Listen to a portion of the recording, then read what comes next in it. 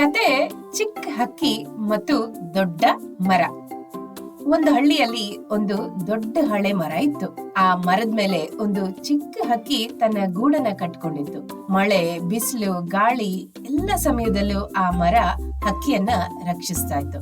ಒಂದಿನ ಭಾರಿ ಗಾಳಿ, ಮಳೆ ಬರ್ತಿತ್ತು. ಕೆಲವರು ಹೇಳಿದ್ರು, ಈ ಮರ ತುಂಬಾ ಹಳೇದು, ಬಿದ್ದೆ ಹೋಗುತ್ತೆ ಅಂತ ಹೇಳಿ ಹಕ್ಕಿಗೆ ಬೇರೆ ಕಡೆಗೆ ಹೋಗು ಅಂತ ಹೇಳಿದ್ವು.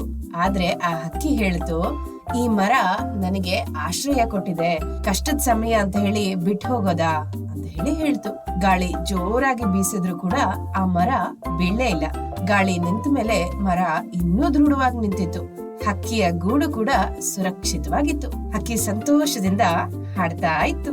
ನೀತಿ: ಕಷ್ಟದ ಸಮಯ ಬಂತು ಅಂತ ಹೇಳಿ ಕಷ್ಟದಲ್ಲಿ ಭಾಗಿಯಾದವ್ರನ್ನ ಬಿಟ್ಟು ಹೋಗೋದು ಸರಿನಾ? ನಿಷ್ಠೆ ಮತ್ತು ಕೃತಜ್ಞತೆ ಜೀವನದ ದೊಡ್ಡ ಗುಣಗಳು.